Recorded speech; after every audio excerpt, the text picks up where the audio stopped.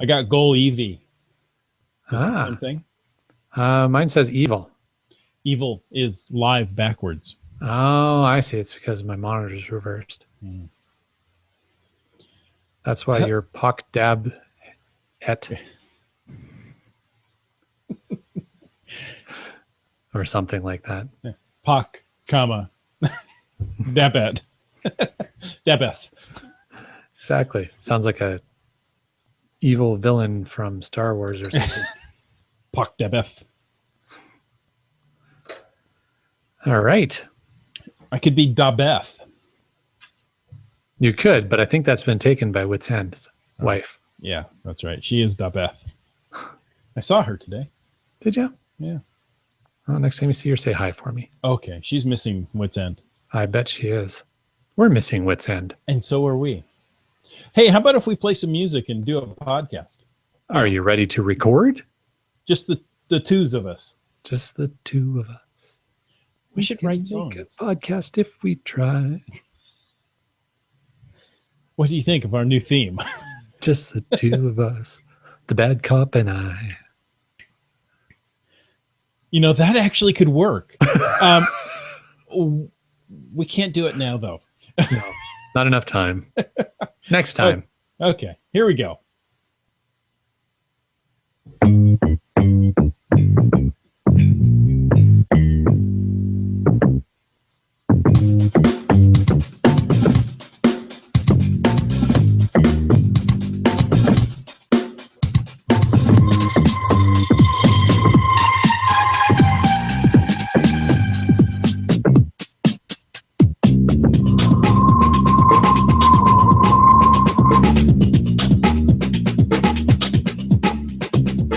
Guess what? You found us.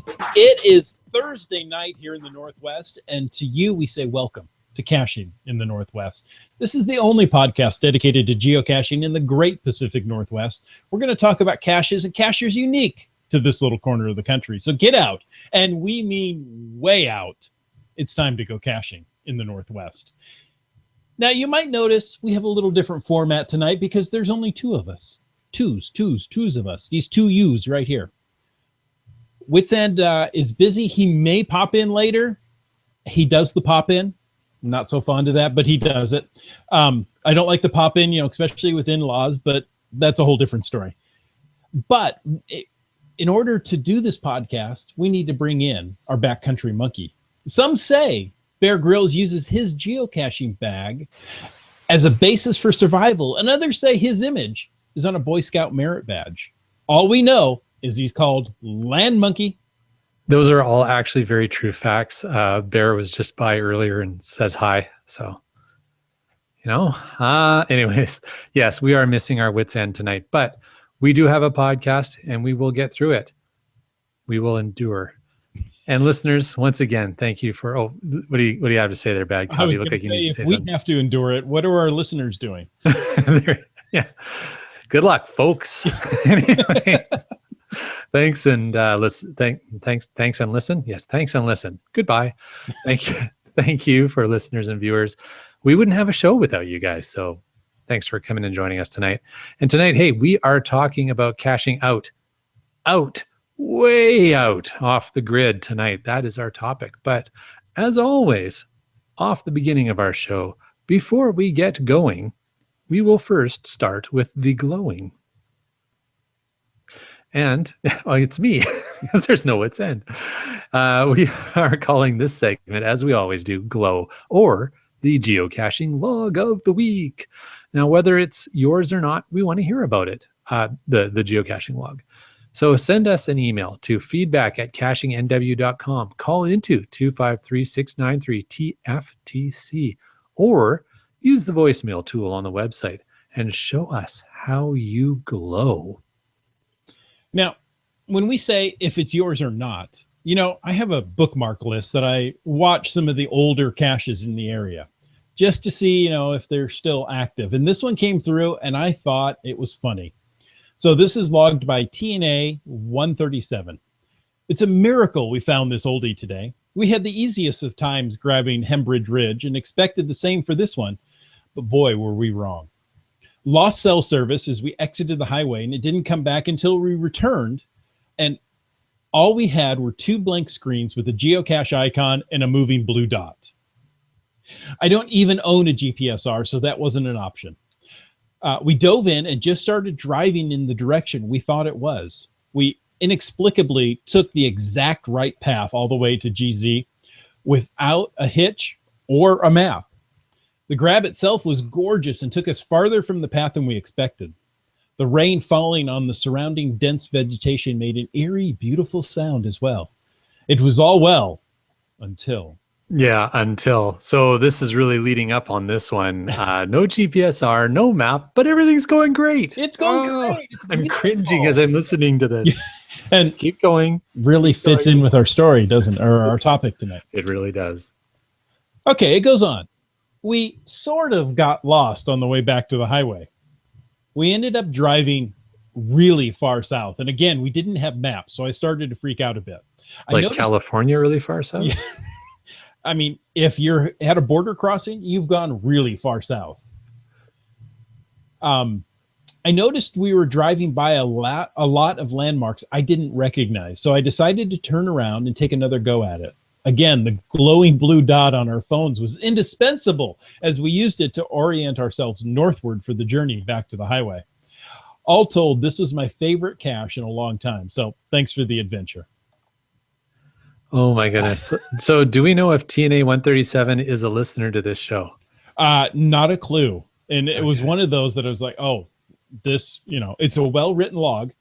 And I think it really points out what we want to talk about for the main topic for this show tonight is, when you're going out, even if, it's a few hundred feet off the freeway, you got to be a little prepared for things like this. Yeah, well, and this one sounds like it was more than a few hundred feet off the freeway. But if anybody knows TNA 137, or if TNA 137, if you're listening to this show, drop us a note on Twitter or Facebook or anything. Just let us know you heard it, and we're glad you made it back alive. Yes, really. We know they had to make it back alive because they had no cell service, so they couldn't have posted this. So somehow they posted the log. That's right. Right. All right. Well, hey, let's move along and let's get into some news. Now, before we get into our actual news stories, we wanted to take the opportunity to remind you all to not forget about the hashtag HQ Duck Dash. It is underway. And if you have in your possession, or if you find one of those trackable deadly ducks, make sure you move it along and help it get to an event on August 20th. That's the whole point of this thing, is getting it to an event on August 20th. So here is my deadly duck, slothly deadly duck. Once again, thank you very much to Sprouter, who donated this one to the Land Monkeys, and we have named it in his honor. Not that we're implying anything about Sprouter. And just because he gave it to us, okay? Isn't that nice? It was very nice. And this little duck has made it on some great adventures, up some mountains and swimming in some alpine lakes. And I will post on my Facebook page the viewing link to his trackable page so people can read his logs. We've been having a lot of fun with the logs from this guy. But anyways, again, go ahead. I was going to say, Limax says his duck was picked up a few days ago and no logs since. Oh, it's a shame. And by the way, since we mentioned Sprouter, I know it's not 12 minutes yet into the podcast, but you need to roll over. There you go. Roll over, Sprouter. And Brian Lang writes that his duck is in Birch Bay, Washington, and hopefully it moves on soon. Hint, hint to any listeners who are going to be caching in Birch Bay, Washington anytime soon. All right, but yeah, make those ducks get it to an August 20th event. I know it wasn't a lot of time for a TB race, but those are the rules. So let's have some fun with it. Let's get those ducks in there. All right, Bad Cop. How about some other news? I just read an article from Atlas Obscura that is what I thought was fascinating. Some of geology, I think, is fascinating. Some of the things that happen on this earth are odd. So Ken Jennings, you maybe know him as an author, a computer science, a trivia geek, and a NorthWest native who's world famous for holding the longest winning streak in the history of the game show Jeopardy! you remember how many episodes he was on for? No, tell me. 74 games. That's insane. He was on. It was a 74 game run. He won $2.5 million.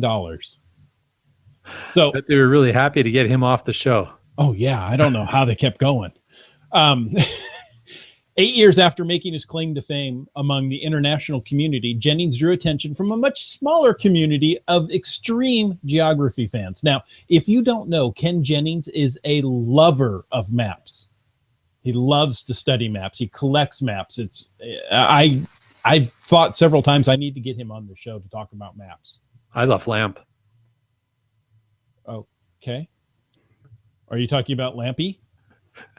No, just obscure movie reference. Keep going.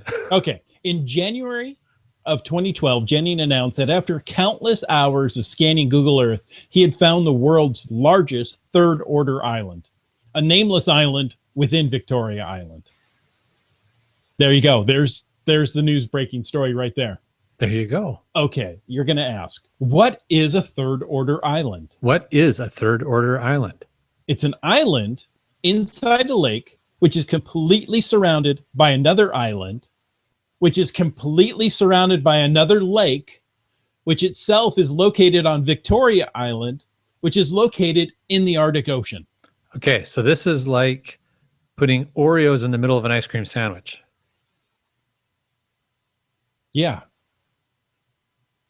This sounds pretty good to me. In a tub of ice cream. This is getting better. It's water. Land. It's water surrounding land, surrounding water, surrounding land, surrounding water, surrounding land. Thus the third order. Okay. Third very order. Cool. So 3 concentric islands, if you will. Anyway, I'll put the link in the show notes if you want to see where on Google Maps this is exactly pinpointed. But it's here in the Northwest, kind of, sort of, if we stretch it. It's way up north. If we stretch it, yeah, it's definitely in the north.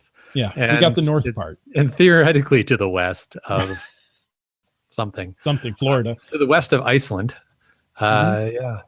Anyways, no, that was very cool. I checked out the link then when you posted into the show notes.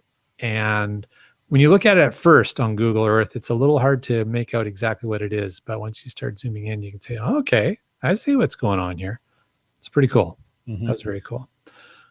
Another interesting article that the Bad Cop found in Atlas Obscura that we're going to share with you guys, and I found this one quite fascinating, is for folks who are a regular user of satellite navigation services, and particularly if you're in Australia, you may have noticed that the coordinates are not always consistently accurate. And if you are in Australia, you may have noticed that they are consistently inaccurate. Specifically, everything is about 1.5 meters or just under 5 feet off the mark. Now, in recognizing this very interesting thing, and just a quick side note, Brylang, Victoria Island is in the Northwest Territories. That is correct. So it is in the Northwest. So there you go. The Australian government launched a project to update the datum that's underpinning its satellite navigation coordinates, which is causing this problem. And what they need to do is compensate for tectonic shifts that have pushed everything on the continent about 5 feet over from where it is supposed to be. As we all know, Earth's land masses are not fixed in place. They float about. And the lithosphere, the mantle and crust of the Earth, is made up of numerous tectonic plates. And as we all know, they move over time. If you didn't know that, you should do more Earth caches. All right. I'm thinking not everybody knows that. That's why I included that. And I took out the part of what actually datum is, but maybe we'll talk about that another day. That would be an excellent episode. On another datum? On another datum, if we can get somebody from maybe a GPSR manufacturer or somebody. Oh, that would be lovely. Yeah. Anyways, so we've talked about all that. And, you would think 5 feet is not really a big deal when you're getting directions to nearby town. But as satellite navigation becomes increasingly used in systems that need to have fairly pinpoint accuracy, something like self-driving cars, perhaps, that little offset can become a bigger and bigger problem. So yeah, there's a whole bunch of information here about the datum and what they're doing to fix that. But I thought that was a really interesting article. So nice find, Bad Cop. That's quite fascinating that Australia is moving. Yes. And, I really wanted Wits End to read that since he's such a lover of Australia. That is true. That would have been very good.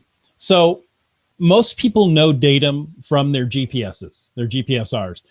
We use the GPS, what is it? Datum GPS 84, which was done in 1984. There is a movement right now in Australia to get datum for 2020 that's going to be corrected, and then they'll update that every few years after that.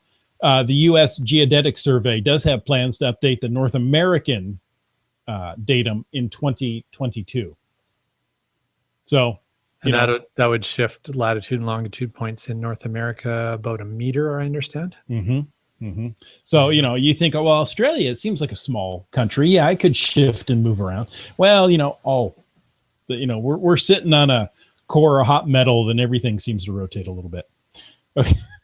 That sounds unpleasant. Yeah. All right. More stories. WGS 84 is the datum. That's it, says Limax. There you go. Now, Garmin just this very week announced 2 new models of their rugged two-way radio handhelds. It's the Rhino 750 and the Rhino 755T. Boasting the built-in 5-watt FRS GRMS radio for communication range up to 20 miles. These new devices have an updated 3-inch multi-touch display with improved optical clarity, wireless connectivity, and active weather for up-to-date forecasts and animated radar. Because, who doesn't want animation on their radar? Both radios have built-in NOAA weather radio and position reporting feature to see the location and send text messages, even emergency alerts to other Rhino users on the same channel. That's pretty cool. I was looking at that article. So again, great article find for tonight's topic. Nice job, Bad Cop. Thank you. And I was reading that and going, that sounds like a nice GPSR to have. But the drawback is, if you're the only one in your community of geocachers who has one, if you're going out and buying a Rhino, you need to buy 2. Well, yeah, have the whole Rhino family. Oh, there you go. And then you leave them in the box for a while, and pretty soon you end up with the little FRS radios. Never mind. No, that's not how it works. Sure it does. But, the Rhinos have that FRS radio in addition to the Oregon 750, 755 right technology, the screens and what have you. That's what I was thinking when you were reading about all the features on it. It sounds like the new Oregon plus the FRS GMRS, which is what the Rhino had previously. Exactly. And, they don't update the Rhino with every release of the Oregon. So there wasn't a Rhino 600, I believe. I think there was a Rhino 400. So it doesn't come out all the time. And when it does, it's one of those things that is significant. It's got a 20-mile range, which is more than some of the FRS radios. I don't always update my Rhino. But when you do, Limax says someone else could have an FRS radio, not necessarily a Rhino. And that is true. That is a valid point, because if it's using the FRS GMRS frequencies, then they just may not have the same range. But good point. Good points all. All right. Well, folks, and folks, by folks, I mean you, Bad Cop. Oh, hello. So, well, folk, how was your past week in geocaching, or, just general outdoors recreation? It's been an incredibly busy week at work. However, even with that being said, do you know what I had to do this week? No, tell me. What did you have to do this week? Geocache. Why? Why did you have to? The geocache, there were 2 things, like worlds aligned, planets aligned. Okay, no, it was missions aligned. I had to go out and get one for my 366-day challenge. Right. As well as that mission GC or GC HQ 47 mission. That was it. And that was to go out and find a cache with at least 10 or more favorite points. So I thought, let me look around, and I found one, and I thought, it's a beautiful day. Let's go to the ferry dock. It's a little walk off the ferry dock. I'll go to, brought my whole family down. I said, come on, guys, we're going outside. This is what we do. This is where the Pokemons are. Yeah, that's what I have to tell my son. Come on. We can walk and you can hatch a Pokemon egg. Okay. That's the key right there. You can walk and hatch an egg. And found an absolutely fabulous geocache. How fabulous. I'll spoil it slightly. Okay.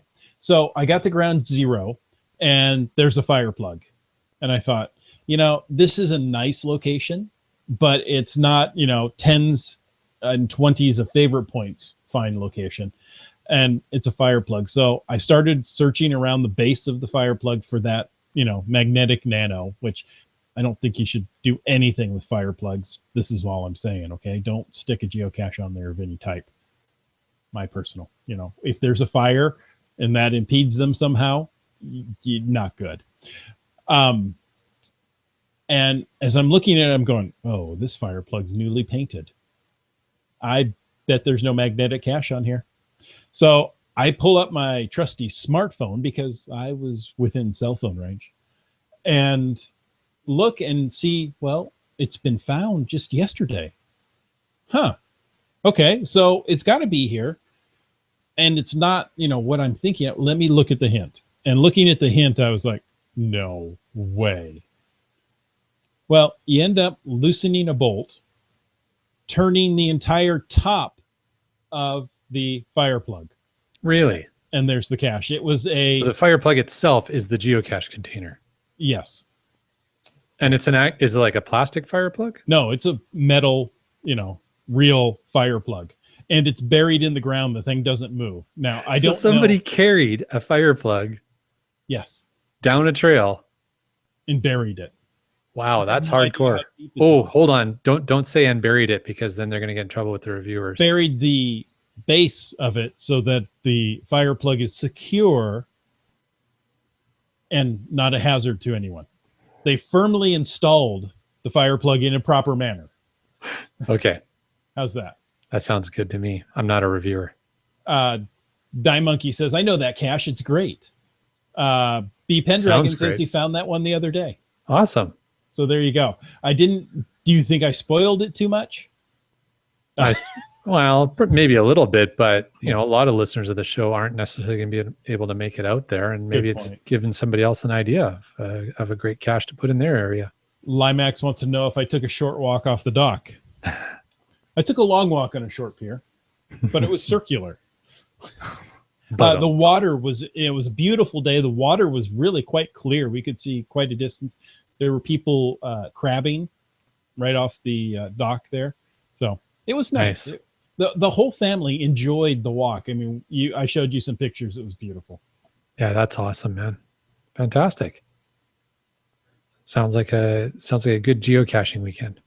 Very good. And what about you, my friend? Did you do anything unusual? Well, we're always doing something unusual. But the unusual this weekend is we actually did a little bit of a backpacking geocaching trip. We went back to one of our favorite parks, one of our favorite places to be, Manning Park, in EC Manning Park in British Columbia, just north of the border, and about 2.5, 3 hours outside of Vancouver. We backpacked down to the Lightning Lakes chain, and then we backpacked up to Poland Lake. We covered 35 kilometers in one day. That was quite a bit. And we brought our little ducky with us and we posted lots of pictures. So we had a lot of fun with that. And we brought Piggy with us. He hasn't been out on a hike with us for a little while because he wasn't feeling well. Aww. And he's feeling better. And then he was feeling really, really tired.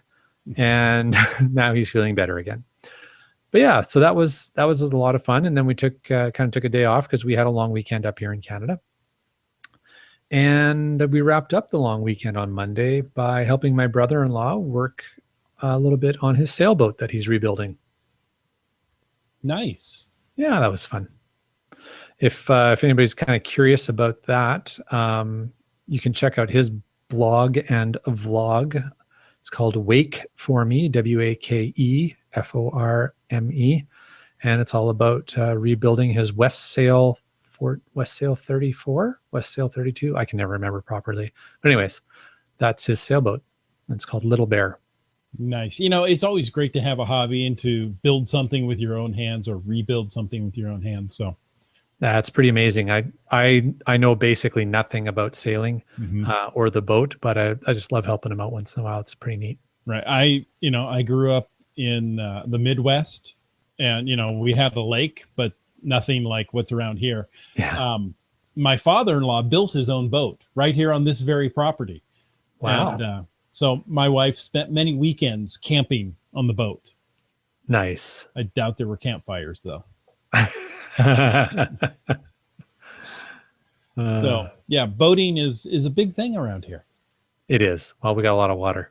Exactly. So listeners, we want to remind you to share with us your favorite geocaching adventures. They could involve a boat. Whatever you're doing this summer, email or call them into us and tell us about them. We'd love to share your favorite geocaching stories right here on this show. Because Absolutely. really, we can sit here and talk, but it's stories like these that make the show so much more interesting, and your feedback. Thank you so much for the active Q&A in this show tonight. We really appreciate it. We sure do. And remember, it's that time of year to post your hashtag geocache road trip pictures and stories. Make sure you use that hashtag geocache road trip, and include @CachingNW so we can hear about them and share them on Twitter and Instagram, etc., and Periscope, of course. We'll watch them and we'll share them on the podcast. Nice. Now we have some news here. It's a letter to the editor regarding 2 searches, 2 rescues from Tri-Cities News just yesterday. And that, just to clarify, that's the Tri-Cities just outside of Vancouver, not Tri-Cities, Washington. Very good. I didn't know there was a Tri-Cities outside of Vancouver. Yeah. Anytime there's 3 cities together, they're called the Tri-Cities. Usually. Sorry, I've got a bug flying in my face. So if I'm acting really weird, that's why. Swallow it. No. Oh. That's why I have a duck. Oh. Yeah. Well, apparently your duck's not in a row. He's useless. He's slothly. That duck doesn't do anything. Okay. The letter to the editor. On Sunday, July 31st, my daughter and I headed out for a short hike partway up the Monroe and Dennett Lake Trail on Burke Mountain. When we were coming back down, my daughter slipped and fell, breaking her ankle. I quickly realized we needed to call 911, and luckily we had cell service. There are not enough words to describe or convey our gratitude and appreciation for the members of the... I got your bug here. The miracles of the internet. Sorry, that completely threw me off. And that was a serious moment. It was. Let me start over. Okay. There are not enough words to describe or convey our gratitude and appreciation for the members of the Coquitlam Fire Rescue, Coquitlam Search and Rescue, and the BC Ambulance Service. Their professionalism, expertise, kindness, and compassion were truly amazing. We want to thank them from the bottom of our hearts for being so good at what they do. That was awesome. I came across that letter in my Twitter feed, and I thought that was really neat because we do really appreciate the fire rescue and search and rescue and ambulance service folks. Even if it's just a small extraction of someone who's slipped and broke their ankle. I mean, there's been stories coming up on the feed all summer long of the search and rescue getting activated for all kinds of stuff. So, that's why we want to talk tonight about caching off the grid. Mm-hmm. All right. So, like I said, tonight's topic is about going geocaching off the grid. And when we say that, imagine you're going to spend a day or longer outside of where there's cell phone range, there's no power, no running water, etc. This is what we mean by, caching off the grid, a land monkey style backpacking trip. No lights, no motor cars. Not a single luxury. Like Robinson Crusoe. So it's pretty much as primitive as you can be. How do you prepare for such a primitive hike to make sure you can not only find the caches, but get back safely to log those caches? Because if you don't get the smileys, that whole hike was wasted. Yeah, there's just no point in going if you don't get the smileys. All right. Well, yeah. First off, and we've talked about this on a number of different episodes in the past, but it really is about some preparation. Now, us land monkeys, we are kind of known for taking off on geocaching adventures, often off the grid with little notice. But don't kid yourself, we don't go without some key planning and preparation. And tonight, let's talk about what some of those things might actually be. Bad cop. I love that. So first of all, always make sure someone knows where you're going, right? Someone who cares. Oh, yeah. You just don't post it out on Twitter and hope for the best. Well, I mean, that's not going to hurt, but That's true. And when you expect to be back. And I think that's really the key one. If you're not back, then somebody knows at least where to start. You can share GPS waypoints of your start and of your destination, or even the GC codes of the caches that you're expecting to find. So, they have some sort of trail to follow you. That's actually a really good idea, doing it that way, because you know what the GC codes are already. You might not have the waypoints, and you just write down, I'm leaving off the such and such trailhead at this date. I plan to come, to that trailhead on this date and time approximately. And here's the GC codes I'm going after. That's a great idea. Land Monkey, if we make this more practical, who do you tell that you're going off grid for a while? We tell our kids, and then we text them as often as we can on our progress. If there is texting, often there isn't texting ability, but then as soon as we're back into texting range, we text them and let them know we're on our way home. But yeah, so our kids are young adult kids. So yeah, and obviously they won't go anywhere where they can't text. Yeah, so you pretty much get on that. But I mean, we also leave them like that information before we go. We share, we're doing this hike in this park, these dates. We plan to be back this time, and I hadn't thought about putting the GC codes because I just usually figure the kids don't care, but it's a good idea. You can write those down too. Now, when you do that, completely lost my train of thought because it was such a good point. Is that for multi-day hikes, or if you're just going out for the day? Both. Okay. I was going to say, where's the breaking point that you say, you know what, we're going out for 4 hours. We'll just text and say, hey, we're going out. But well, if we're just driving around locally to grab a couple parking grabs or something like that, we don't really worry about it. But anytime we're going to go and there's actually going to be a hike involved, we always share the information, just because you never know, right? I mean, we just read the story about somebody who broke an ankle on their way down, not that far from their home. So, or managed to get lost because, you've got a blue dot on a blank screen.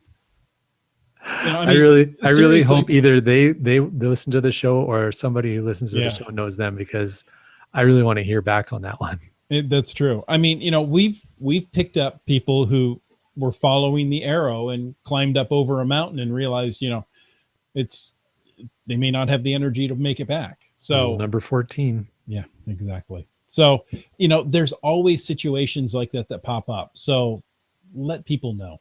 Yeah. And on that topic of communicating with somebody, texting, etc., it's a good idea to bring some form of communications gear that doesn't rely on, let's call it, massive corporate infrastructure, such as cell towers. Glimpse, it's a great technology, but without cell coverage, it really isn't very useful. Some other options to consider are ham radio, spot and satellite radios.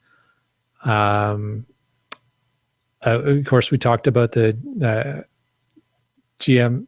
I'm not going to get the acronym correct. FRS. FRS. Yeah, the family FRS and GMRS.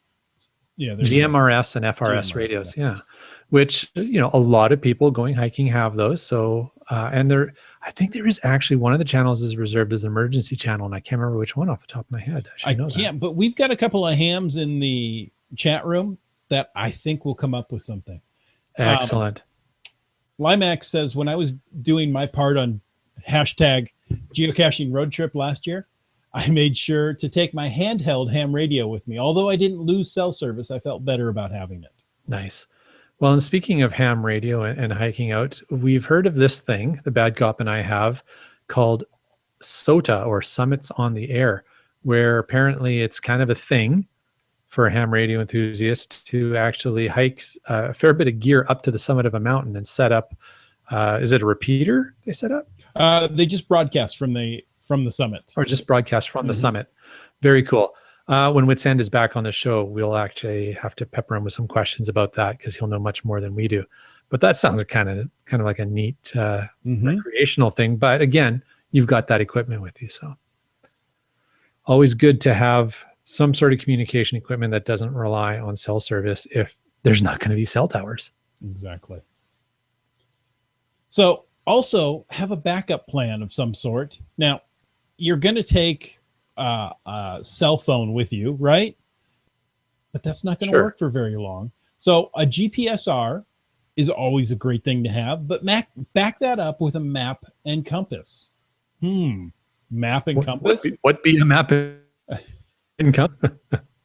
Also have battery-powered gear with extra batteries or solar power. And, you've probably grown tired of how much I love these USB batteries that you get everywhere now. I mean, you can pick one up at your grocery store for $5. And here's a perfect use for them. You can keep your smartphone and your GPSR charged and running, right? Just toss it in your bag. If you're out for a couple of days and your, cell phone can, if you leave it on, can drain the battery very quickly looking for a signal.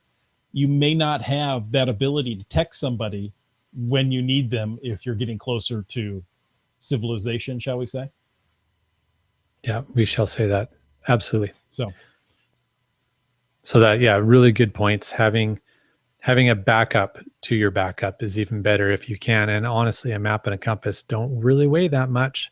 And if you don't know how to use one, I think that's a good thing to learn. I know REI holds classes, and I believe they're free on map reading and using a compass. And it's something that I think everybody should know, especially geocaching enthusiasts who are out in unusual situations. When Absolutely. Geocaching takes you to unusual situations. Absolutely. And another thing to keep in mind is sustaining not only the electronics you have, but sustaining yourself. Having food and water. Carry more food than you think you need, but try and avoid junk food. You need energy and you need nutrition in the most efficient, lightweight manner. And junk food, while it tastes good, is only going to give you a little quick sugar rush, and that's not really going to help you out if you really end up having a problem. So that's something I would always advise people to do. We can probably, if we could find somebody who knows a fair bit about exercise and nutrition, that would be a good guest to have to talk about that at some point. But anyways, especially, what should you take hiking? What protein packed foods are the best for you? Absolutely. And you probably can't carry enough water if you're backpacking, if you're really going out there. If you're doing a day hike, you probably can, depending on the climate of where you are. And if you're fortunate enough to be hiking in the Northwest, where there often are streams and still water, you need to know how to make it safe to drink. So, let's quickly talk about purifiers. There's two we wanted to share with you guys. There's dozens of different ones out there, and they're probably most of them great. But there's two we wanted to share with you guys. And they work in two different ways, but they're both pretty cool. The first one's called Life Straw Personal Water Filter. Comes in around $20 US. We'll put a link to that, google.com shopping for that on the show notes or in the show notes. But that one is really interesting. If you watch the video on it, you use it like a straw. You basically suck water out of a container or out of the body of water through this large plastic straw-like device, and it filters the water on the fly as you drink it. That's pretty neat. Another very cool thing about that company is for the mere $20 you spend to buy that very lightweight portable unit, they actually use some of the proceeds to fund giving those devices to African communities, which I thought was very, very cool. Yeah, I first heard of them in Africa, and I know they came out with a larger product that was a pump involved, because you've got to force water through that filter, and it right, in order to filter out all the harmful bacteria, it's takes a lot of suction. So, you're going to work to get this water, but you're going to get pure water. So, and they help, not necessarily the community. I want to say they help the world. So True. They help the underprivileged. So the greater community. There you go. Cool. Now, the other one I wanted to mention is one that, if Mrs. Land Monkey's listening to this episode later, I'm looking for come around the time of my birthday, but it's the Grail water filter. It's actually from a company in Seattle. So, local Northwest product. Gotta love that. And it works in a coffee press style. So if you think about, like a French press for when you're making coffee, basically you have a cylinder that you fill with water, and you have this other section that you push down, and by applying the pressure through it, it pushes the water up and through the filtering mechanism, leaving you with a drinkable source of water. It's a very cool system. We'll put the link to that in the show notes as well. And, and that one runs about $60 US. So always, have a way to, if you're going out for a long period of time, have a way to get more water. Yes, that's what we're saying. Yeah. The next one, and we've talked about this several times in several different aspects, but get the right clothing and dress in layers. Now, make sure you have clothing. What if it's a nudist hike? Make sure you have clothing. Okay. Nobody wants to go on a nudist hike. Yeah. You chaff. You're going to need an outer waterproof layer. Now, I like Gore-Tex, but there are so many new materials that Gore-Tex may not even be a thing anymore. I don't know. I'm old. But get a jacket that have vents. You're going to want a jacket that's going to keep you dry. You need that coverage, but you'll need ventilation and cooling as you're hiking, because, as it's raining, it gets humid, you're going to sweat more. And remember, cotton is not your friend on long hikes. Just like going naked, it chafes. No, it doesn't. It chafes, but not necessarily like, never mind. Not the same way. Not the same way. If possible, find wool clothing or some of these new performance fabrics that are going to breathe for you. So absolutely. And there's, we have hiking socks that are a combination of wool and the performance fabrics that are great options. Nice. I have wool socks. Smart Wool is the brand name. And, those are great. They've held up forever, and they stay, warm even when wet. Yep. So speaking of your feet, any other ideas of how to protect your feet when you're hiking? Well, of course you got to wear boots. And let me tell you, if you're going out for a long hike, never wear new boots. Break them in somewhere first. Good advice. Right? And gaiters, it depends on where you're hiking. If you're going to want to take something more lightweight so you can jump around a bit, or if you need something, more water resistant, know the area where you're hiking. Yeah. And I would say if you're going to hike somewhere, so for example, on our backpacking trip we just did, there was a section of the trail that was quite overgrown with stinging nettle. Mm-hmm. And if you're just in your shorts and boots and you're walking through an overgrown section of trail with lots of stinging nettle, you really want to have tall gaiters. There you go. Yeah, you got to have the right clothing for the hike. It doesn't matter. I won't hike in shorts. I hike in, long pants just for that protection. Yep. What are you looking at? What if it's the nude cache in Florida? Well, that's why you need gaiters. Oh, yeah. B Pendragon says, you mean flip-flops are not appropriate for footwear in an 18% grade? If you listen to the last show, you know how to calculate grades now. That is true. And I have to say, thankfully, the hike that we did this past weekend was not a 35% grade. I don't know if, or 18% grade. Wasn't a 35 either. I don't know if I could have done 35 kilometers of an 18% grade. That would have killed me. And maybe flip-flops are the proper footwear for an 18% grade. If you're skiing down it. Yeah. You've got to know your terrain that you're hiking, or at least have an idea, right? There you go.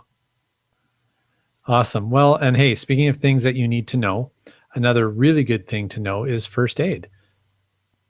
And to carry a basic first aid kit with you. They're not that heavy and they're pretty compact now. You can get them in most dollar stores. You can get a decent enough one that's going to have just the core things you need. Walmart and other such stores have really decent first aid kits for very economical prices. It's worth the investment.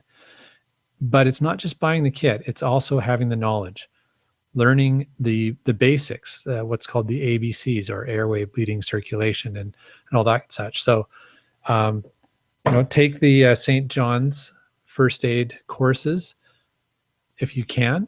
It's Red a 1 Cross day here in the States. Yeah, Red Cross. Yeah. And I think it's St. John's Ambulance up here and Red Cross down there. I'm not sure how that all works, but invest in the 1 day first aid course and you will appreciate that gift to yourself for the rest of your life, I'm sure. Exactly. I have a relatively decent first aid app on my phone. You go through all the categories. If you have this, if this, so there's another reason to keep that USB battery. Okay, sure. But I mean, it's are you fully going to downloaded? You don't need access to the internet. Okay. But isn't it better to sort of have that knowledge in the back of your head? Oh, definitely. As opposed to, oh, you seem to be bleeding quite a bit there. Let me just pull up this app. Okay. Yeah, you're right there. So yeah, certainly helpful for more complex things of, should I splint this or shouldn't I? Exactly. I've dislocated my knee. What's the best way to? Fair enough. Yeah. That might not be knowledge you would always have, but definitely know your basic first aids. And speaking of being well equipped, I would argue that you cannot replace having a good knife with you when you're backpacking or hiking. Even if you're not going off the grid, it's always handy to have a good knife with you. Except at the airport. Okay, fair enough. Fair enough. I will accept that. As for me, I exclusively use a Gerber, quote unquote, Bear Grylls Survival Series fixed blade knife. I find that it's very strong, very durable. It's gotten me, it's been super useful in a lot of situations for me. It's got a reasonable weight, well balanced, and it actually comes with a flinting system built into the sheath and back of the blade. So, and I have actually used that to start fire. So it's very cool. We'll put a link to that knife in the show notes. And apparently it's safe to bring across the border, as you have done several times. I wasn't supposed to mention that out loud. Sorry. Well, they don't really care for the driving border. It's not a firearm. And it's a fire maker. Yeah, that's different. Okay. Well, I think that's a pretty good review of off-grid caching tips. Now, if you think we missed anything, please let us know. Go send us an email at feedback@cachingNW.com. You can tweet us at cachingNW. Tell us your thoughts. There's Facebook. There's Google+. There's so many ways to get a hold of this show. There's no excuse for you not getting a hold of this show. Tell us. Tell us what we missed. Yeah, you're out of excuses, listeners. That's right. You've listened long enough. If this is your first time listening, thank you so much. You're off the hook. The rest of you are not. That's right. Come on. So now remember to tune in next week for our special guest, Rock Chalk, as we discuss the hashtag Mission GC and other topics. Ooh, and other topics. That'll be fun. I always love having Rock Chalk on the show. Sorry, what was that? Other topics as assigned. Other topics as assigned. Yeah, I love having Rock Chalk on the show. He's a lot of fun. Mm-hmm. One of my favoriteest lackeys. Aw. Now, Land Monkey, we've told them how to get a hold of the show. But yes, what if they wanted to get a hold of you and say, you know what? What you told me was wrong. I want to correct you. How would they do that? Well, I'm pretty slippery, so I don't know how they're going to exactly get a hold of me. But you know what? You can always check us out on the website is landmonkey.blogspot.ca. But for the most current info on us, Land Monkeys, check out Twitter, Instagram, and Periscope We're at Land Monkey GC on Facebook. We post under Team Land Monkey. And of course, YouTube. We do get those videos out every once in a while. If you search Land Monkey on YouTube, you will find us. And how about you, good sir? Well, you can find me at Caching NW, but head over to Wits End because he posts more interesting stuff than I do. You can find me at Caching NW on Facebook, Caching NW on Google Plus, and Caching NW on the Twitters. The Twitters. Always head on over to cachingnw.com/hosts in case you missed all this. And don't forget, you can look for us at Caching NW on the YouTubes if, for some reason, the Google feeds are not your friend and your video is, well, different and odd. But that's not the case tonight. And we want to say thank you for taking the time to listen to this episode of Caching in the Northwest. Don't forget that you can be part of the show. Call 253-693-TFTC and leave us a comment, question. Send us a smoke signal any time of the day or night. Of course, you can email us at feedback@cachingnw.com, and your support helps keep the quality shows coming. If you like this show, please click the Patreon link on the cachingnw.com website. The show's licensed under Creative Commons Attribution 3.0 license, copyright 2016 by Chris Umfenauer.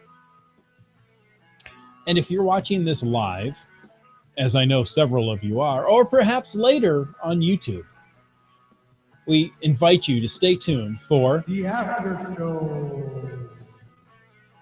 See, even when Wits End isn't here, he's still here. Good night. Night, folks. And we are clear of the recording. None of this will go on the feed. All right. So what is it time for now? The after show. Ooh. Yes, it's time for the after show. Some of our listeners enjoy the after show more than the show. So, really? Yes. This is what I've heard. After all that work that I put into the show. Yeah.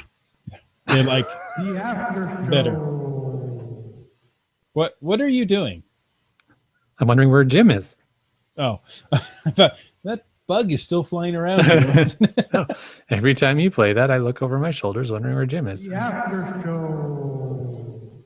Stop doing that. Gary from Geocache Talk says, I quit caching in shorts after a massive battle with poison ivy that I did not win. That doesn't sound pleasant at all. No. I find jeans very comfortable and they're fine for short day hikes. It's not what you need to hike in, for a couple of days because they are cotton-based products. But yeah, I really like wearing long pants. Now, I have to say I don't always follow my words, but sometimes, we go out and say, hey, there's a trail. Let's go there. Unless, of course, it's in front of a waterfall and I have to go down, and I get yelled at for not doing that, apparently. Go ahead. I was going to say what I do is come the summertime, I just have a hard time caching in pants. When I do cache in pants, I've got technical fabric hiking pants that I use, but they're a little heavier and they're great in the fall and winter and the early spring. But once it starts getting warm out here in the Northwest, I'm in cargo shorts, so I'll tend to wear long cargo shorts. So it's a cotton, or I've got some that are more of a technical fabric cargo shorts.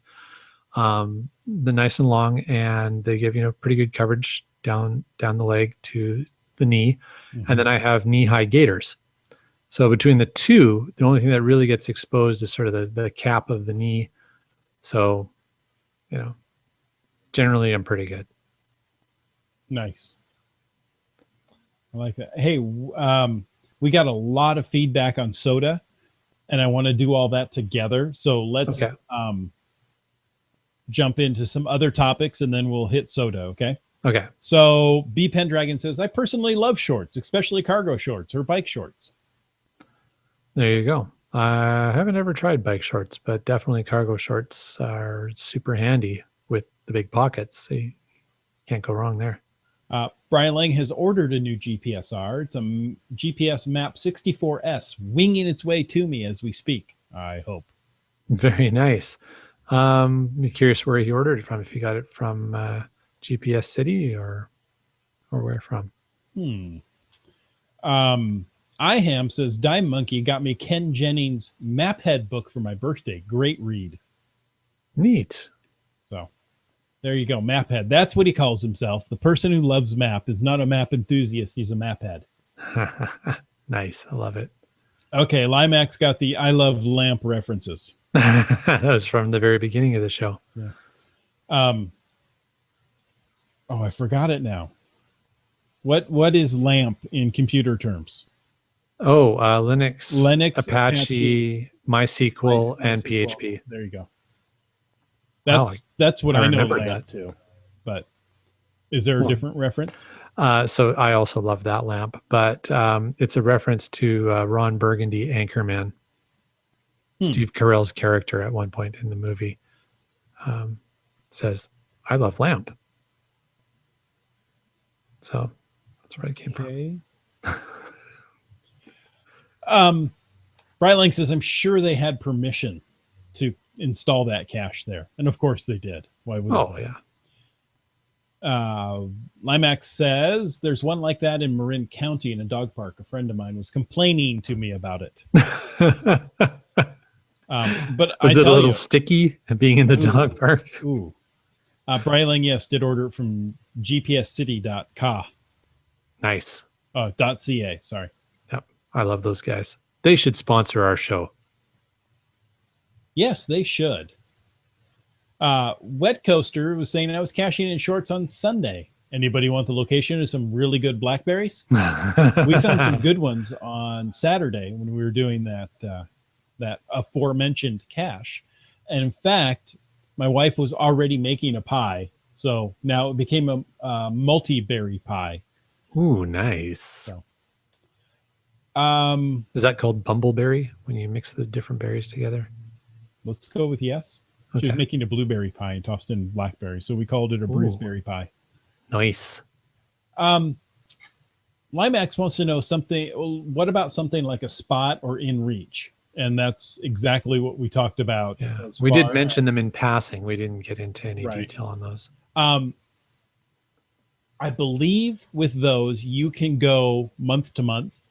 Yep. You know, say you're going out hiking and August is your vacation month when you're going out. You can get those services just for the month of August. Cancel them in September and, pull the batteries out and let it, sit for a year and then reactivate it again for a month. Yes, that's right. That is how they work. You don't have to pay for the entire year if you're not using it. Yeah, and it's expensive, but it's an investment. The first time you really need it, it's priceless. Yep. In fact, I recall not that long ago, it was late spring, early summer, I saw a message pop up on my Twitter feed that one of my geocaching friends, they had, how did this work? They had a friend whose husband and son were out 4x4ing off-road, ran into some trouble, and used their spot device to send a message back home. Because there's different types. Like some of them you can actually send a short SMS type message. Right. Sent a message back home just to say that they were stuck and sent their coordinates. And what happened is the person tried to phone 911 on their behalf to try and dispatch some sort of emergency services out, but they were in an area that was kind of in between different zones, and the 911 operators were having trouble trying to figure out which zone to dispatch. So my friend she contacted my friend. My friend posted out on the Twitter feed for general populace and said, "Hey, anybody know how to contact the SAR for this area? Here's the coordinates where they are." And so then I reposted it and just added at for a couple addressed it to a couple of the search and rescue groups. And in no time at all, apparently things got sorted out. So Nice. That was Well, kind of neat. I you mean, were so it's a instrumental. combination of technologies. Yes, exactly. And now the spot got a bad name for being the yuppie 911 service, the yuppie removal service. You know, they would go, yeah, I got a flat tire and I'm out here. I'm going to use my spot. That's not what it's for. So the the spot has, I believe, 3 buttons. You know, I'm okay, I need help, and call 911. The InReach can be connected to a GPS or a smartphone and actually send some messages. So yeah, it was the InReach that they had then. That's right. Thank you. So there's different services, you know, see what works for you. Absolutely. In case you need to know, B Pendragon says Mariners update going into the bottom of the 9th, tied 2-2 with Boston. Ooh, go Mariners. And here's the pitch. It's low and outside, ball 1. Okay. Limax says SOTA has become quite popular. Now we're talking about summits on the air. Right. This is not shortwave, ham radio. Ham radio. Die Monkey says hams are ready and willing to put anything on the air: summits, islands, lighthouse, national parks, etc. Now, when she says put anything on the air, so they mean like taking your ham radio with you to those locations and broadcasting from that location. Correct. What do you do? Sort of just describe what you're seeing, or you know, our hams can give us more information. There, you do a QSO, right? Am I right? QSL. See, I'm not a ham, but I know enough to be dangerous. You're making a contact, and it can be prestigious to say, you know, I've made a contact on these summits. I see. Okay. So it's kind of like a geocaching souvenir in the aspect that say, hey, I made a contact here. I made a contact. I found that geocache up there on that summit.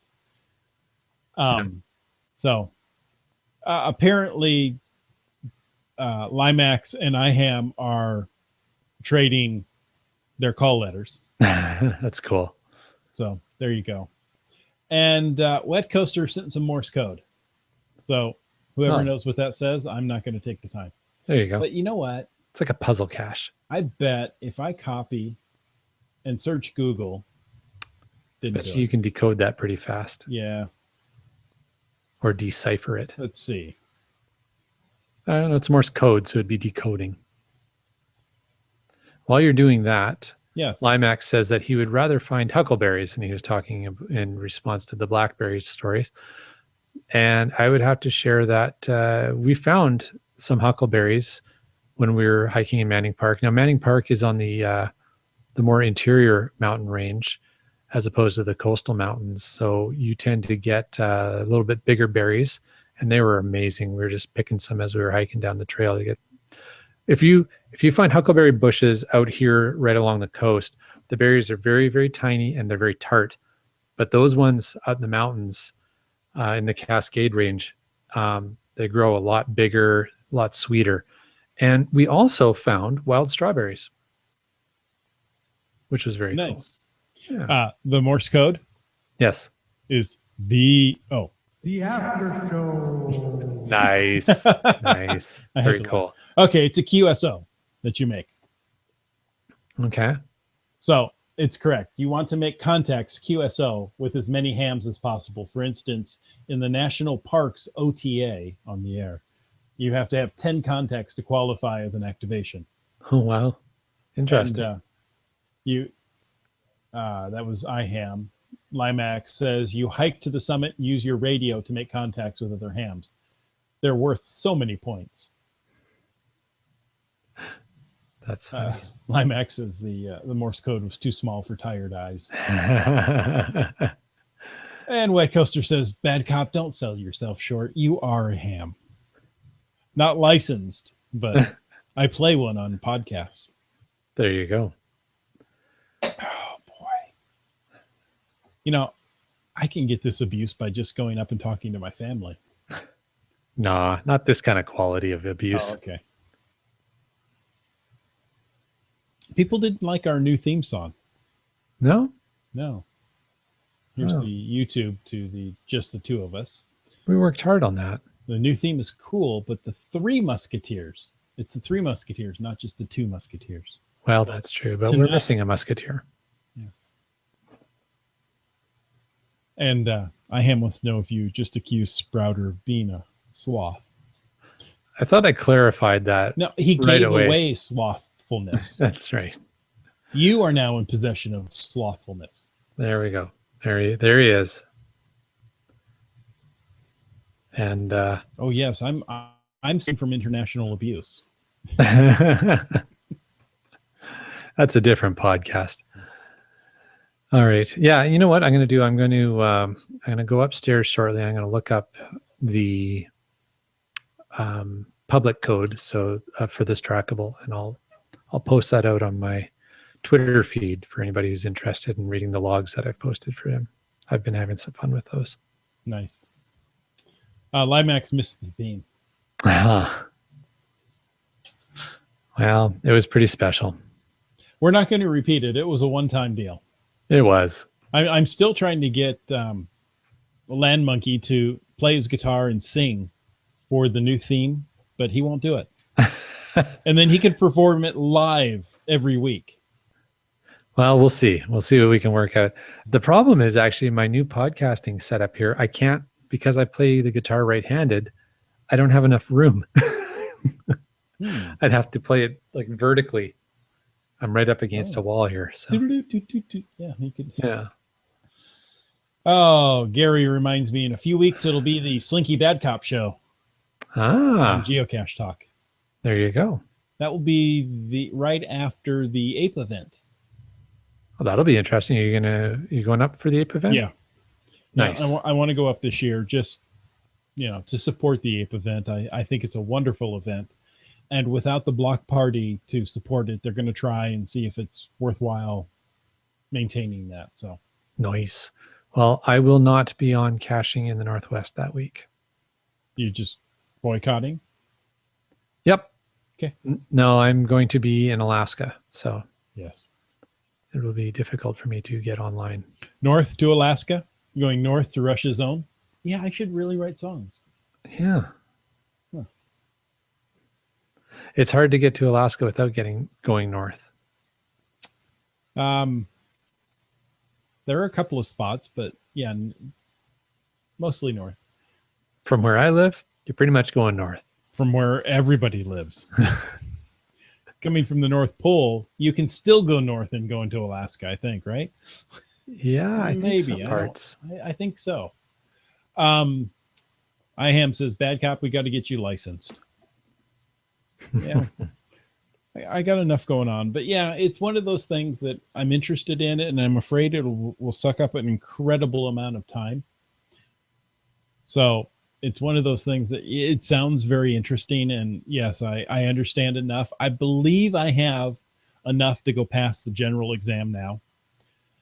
But I'm going to want to go buy a radio. I'm going to want to do it. It's just, I've got enough hobbies right now. Yeah, I hear you. Maybe later. All right. Well, does that wrap up tonight's after show? B Pendragon says you could go really far south and then north and then go south again.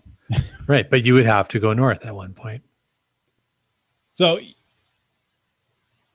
yeah, you can go north to a point, you start heading south again, but you can go east or west forever.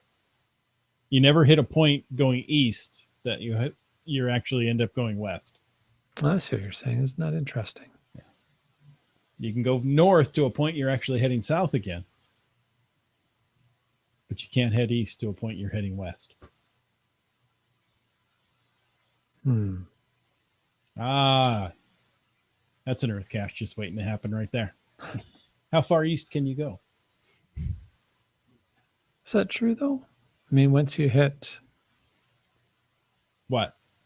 What separates east from west? Oh, yeah. Okay, I see what you're saying. I was thinking... the